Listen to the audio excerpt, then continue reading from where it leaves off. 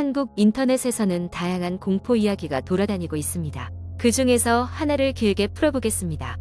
이 이야기는 절대로 실제가 아닌 사람들이 만들어낸 허구의 이야기임을 명심하시기 바랍니다. 한적한 시골 마을에 오랜 세월 동안 방치된 채로 숲속 깊은 곳에 자리 잡고 있는 한 저택이 있었다. 사람들은 그 집을 귀신의 저택이라 불렀다. 시간이 흐르면서 사람들 사이에서는 그 집에 얽힌 여러 가지 무서운 이야기들이 떠돌았다. 어느 여름날 탐험을 좋아하는 대학생 4명이 시골로 여행을 떠나기로 했다. 그들은 무성한 숲과 작은 냇가가 있는 마을로 향했다. 그곳에서는 마을 회관 앞에서 노인들 몇 명이 이야기를 나누고 있었고 젊은이들은 그들에게 귀신의 저택에 대한 이야기를 들었다. 노인들은 그 집에 가까이 가지 말라고 경고했다. 노인의 말에 따르면 밤이 되면 저택에서 기묘한 소리들이 들려온다고 했다.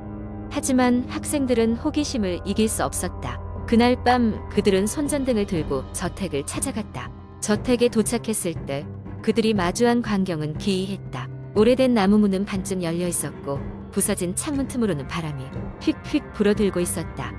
마당에는 바람에 흔들리는 고목나무가 서 있었고 달빛 아래서 이상하게 고불고불한 그림자를 만들어냈다. 아이들은 내키지 않으면서도 한 발짝씩 천천히 저택 안으로 발을 들였다. 저택 내부는 일제히 쌓인 먼지와 거미줄로 가득했다. 벽난로 위에는 그을린 채로 오래된 사진이 비뚤어지게 걸려 있었다. 사진 속에는 한 가족이 있었다.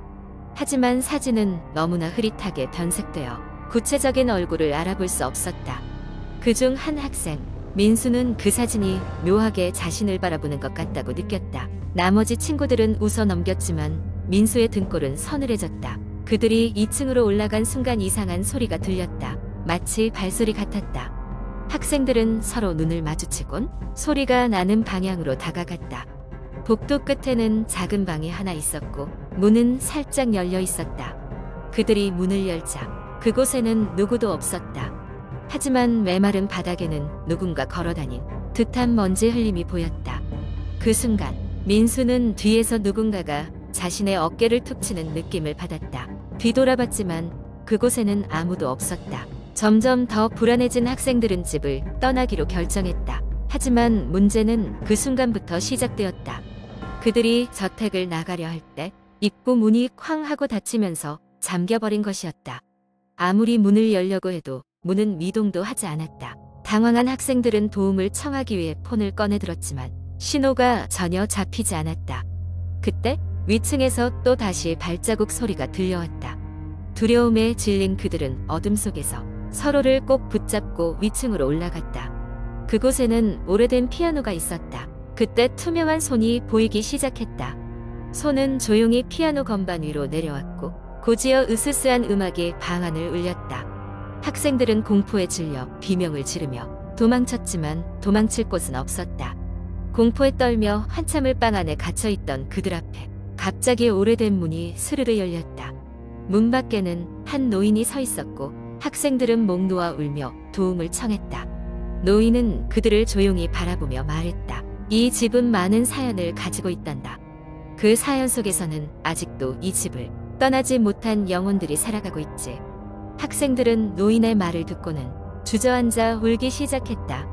그 순간 정신을 차린 주인공 민수는 꿈이었다는 사실을 깨달았다. 주변을 둘러보니 친구들도 함께 눈을 비비며 일어났다. 그들은 서로를 보며 안도와 함께 기묘한 기분에 사로잡혔다. 아이들은 꿈에서 깨어났지만 저택은 여전히 그곳에 있었다. 그 후로도 그들은 그 경험을 잊지 못하고 마을을 떠난 뒤로 저택에 관한 이야기를 아무리 들어도 다시는 그곳에 다가가지 않았다. 마을 사람들은 여전히 그곳을 두려워했고 그 저택은 여전히 아무도 살지 않는 방치된 상태로 남아있었다. 사람들은 저택을 잊고 지내다가도 가끔씩 종종 밤에 기이한 소리가 들린다는 이야기를 마을에 전하곤 했다.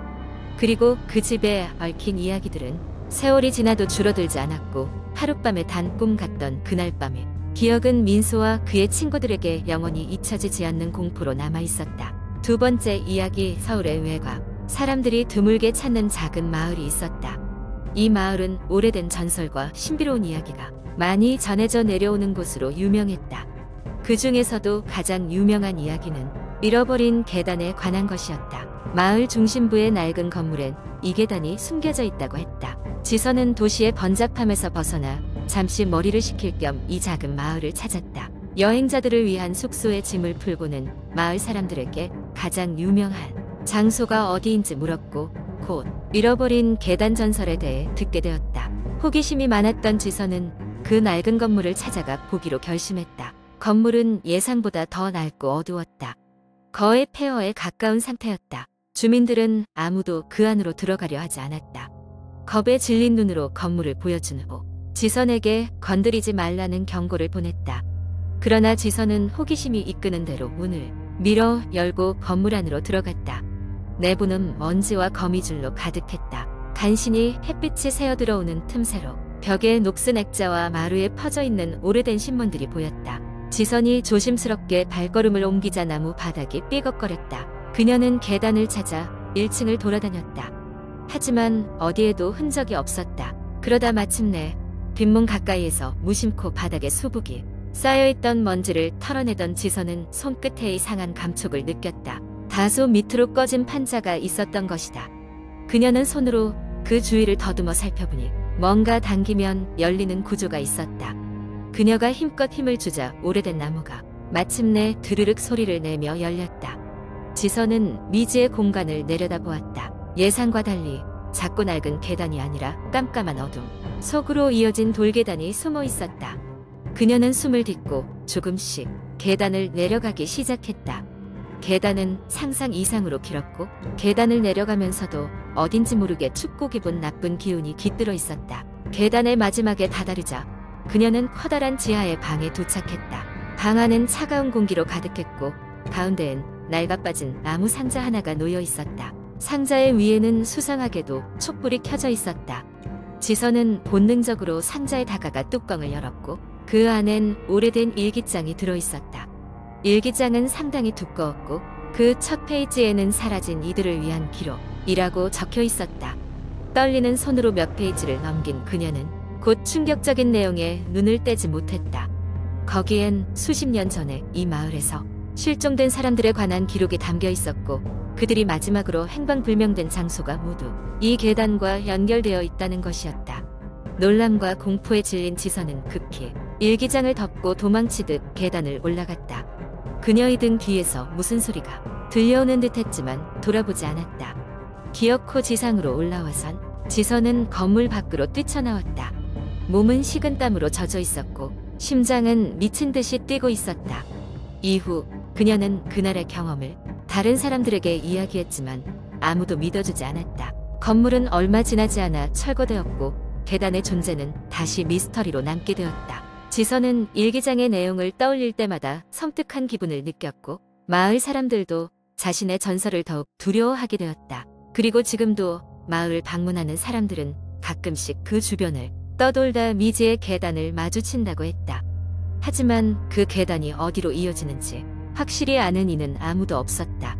세 번째 이야기. 그날은 평범한 여름밤이었다. 무더운 날씨 탓에 잠을 이룰 수 없었던 나는 오랜만에 친구들과 함께 인터넷에서 떠도는 공포 게시 글들을 읽고 있었다. 친구들이 하나 둘씩 잠에 빠져들자 나는 혼자서도 수리를 즐기기 위해 유명한 공포 커뮤니티에 들어갔다.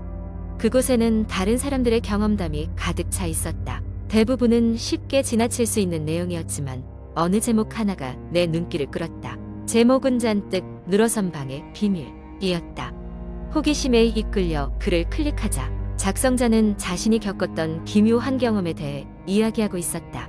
그는 어느 날 밤 친구와 함께 버려진 건물을 탐험하러 갔다고 했다. 그 건물은 오래전 호텔로 운영되었으나 원인 모를 화재로 모든 사업을 접고 방치된 채로 남겨졌다.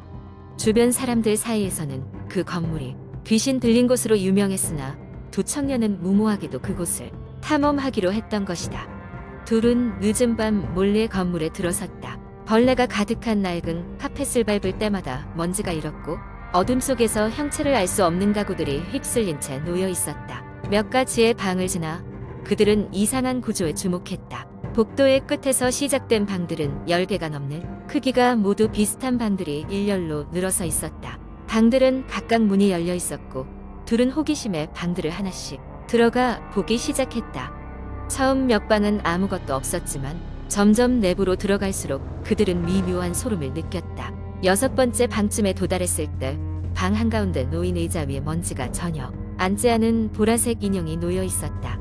그들은 장난으로 인형을 만지작거리다가 문득 밖에서 무겁게 덜컹거리는 소리를 들었다. 순간 그들은 발길을 돌렸고 문 앞에 검은 그림자가 드리워진 것을 발견했다. 순간적인 두려움에 휩싸인 그들은 방에서 비틀거리며 나왔다. 복도에는 아무도 없었지만 그들의 귀에 얇고 낮은 여성의 목소리가 들렸다. 돌아가 라는 말이 귓가를 맴돌았다. 공포에 질린 그들은 서둘러 천천히 뒷걸음질치며 복도를 벗어나려 했으나 이상하게도 방은 계속 끝없이 이어지고 있었다. 분명히 몇 개의 방만 지나쳤던 것이 확실했지만 그들은 그 자리에서 한참을 걸어 나가야 했다. 시간이 지나고 그들은 거의 탈진한 채로 복도의 끝에 다다랐다. 마치 현기증이 나는 것 같았을 때 그들은 건물의 입구로 빠져나올 수 있었다. 황급히 건물을 빠져나와 서로의 숨소리만 들리는 시간 동안 아무 말도 하지 않았다. 다음 날 아침 그들은 서로에게 어떤 사실도 말하지 않기로 했다. 하지만 마음 한구석에는 그날의 기억이 뚜렷이 남아있었다. 시간이 흐르면서 친구 중 한 명은 악몽에 시달리며 이상한 환청을 듣게 되었다고 했다. 결국 그는 오랫동안 정신과 치료를 받아야 했고 다른 한 명은 다시는 그곳 근처에도 가지 않았다고 한다. 이후 다른 사람들이 그 버려진 건물을 조사했지만 이러한 경험담은 아무것도 확인되지 않았다. 그 건물은 결국 안전상의 이유로 철거되었고 그들의 이야기는 인터넷에 남겨진 전설로만 남게 되었다. 이 이야기는 많은 사람들에게 회자되며 공포 커뮤니티에 새로운 전설을 남겼다. 잔뜩 늘어선 방의 비밀은 여러 차례 다른 이들에 의해 이야기되었고 들을 때마다 오싹함을 불러일으켰다. 이 이야기를 읽으며 나는 침대에서 몸을 돌렸다. 바람이 스치는 소리에 귀를 기울이며 밖에서 들려오는 소음을 들으며 어딘가에서 누군가가 귓가에 낮게 속삭이는 듯한 한청이 들려오는 듯한 느낌에 빠져들었다. 이야기가 끝났다고 해도 한참 동안 마음속의 잔상이 나만 나를 괴롭히고 있었다.